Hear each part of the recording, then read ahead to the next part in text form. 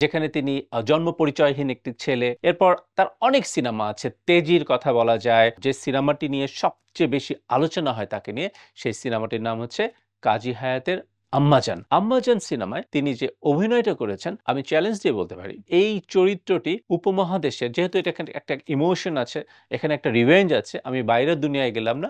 উপমহাদেশের আর কোনো অভিনেতার পক্ষে এই ধরনের অভিনয় করা সম্ভব কিনা আমার মনে হয় এটা নিয়ে আলোচনা হতে পারে। তিনি এতটাই ভালো অভিনেতা ছিলেন। 'আম্মাজান' সিনেমার আগ পর্যন্ত কিন্তু আমাদের যারা সিনেমার ভদ্র সমাজ তারা কিন্তু মান্নাকে একদমই স্বীকৃতি দিতে চাইতেন না। তারা কমার্শিয়াল সিনেমাকেও আসলে কম স্বীকৃতি দেন। কিন্তু মান্নাকে তারা একদমই স্বীকৃতি দিতে চাইতেন না। আমার মনে হয় 'আম্মাজান' সিনেমাটি দিয়ে তিনি আমাদের ভদ্র দর্শকের অনেক কাছাকাছি চলে আসেন। এখানে একটি বিষয় খুব লক্ষ্য করার মতো, তা হচ্ছে যে মান্না ভাই কিন্তু আমার দেখা একটা, আমি বলব যে একটা রেয়ার, আমি জানি না দেশের বাইরে এরকম ঘটনা ঘটেছে কিনা। তার মৃত্যুর পর মানুষের ভিড়ে লাশটি শহীদ মিনারে নামানো যায়নি। এমনকি ঢাকা শহরে তাকে কবরও দেয়া যায়নি। তার লাশটি নিয়ে যেতে হয়েছে টাঙ্গাইলে তার গ্রামের বাড়িতে। আমার মনে হয় না এ ধরনের পপুলারিটি দেশের কোনো মানুষের বেলায়ও আমরা খুব একটা দেখেছি। আমার অন্তত এই মুহূর্তে মনে পড়ছে না তিনি এতটাই জনপ্রিয় ছিলেন। আসলে গণমানুষের যদি আপনি প্রিয় অভিনেতা হন,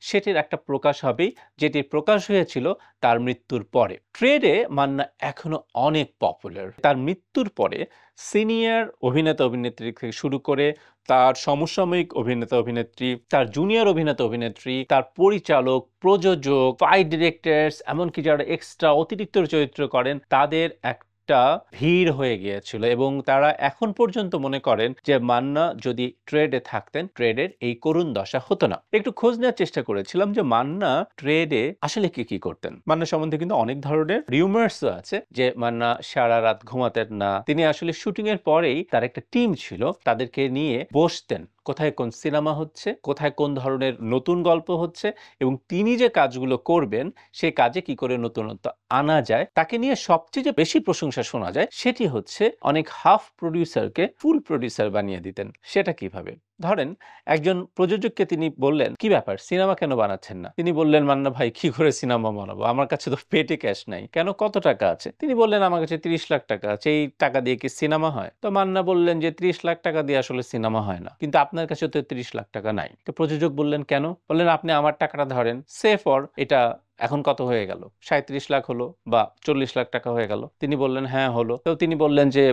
"ভাই নায়িকা?" বললেন, "নায়িকাকে একটু টাকা দিয়েন। তারপর নায়িকার মেক্সিমাম টাকাটা আপনি রিলিজের পরে দিয়েন। তো নায়িকা কি আমার কথা শুনবে মান্না ভাই?" মান্না তখন বলতেন যে, "ঠিক আছে, আমি নায়িকার সাথে কথা বলছি।" তো দেখা যেত যে একটা সিনেমায় নায়ক এবং নায়িকা যদি প্রযোজককে অ্যাসিওর করেন যে, "ঠিক আছে, সিনেমা রিলিজের পরে আপনারা আমাকে টাকা দিবেন", তখন কিন্তু অনেক কাস্ট অ্যান্ড ক্রু কিন্তু সে পথটা অনুসরণ করে।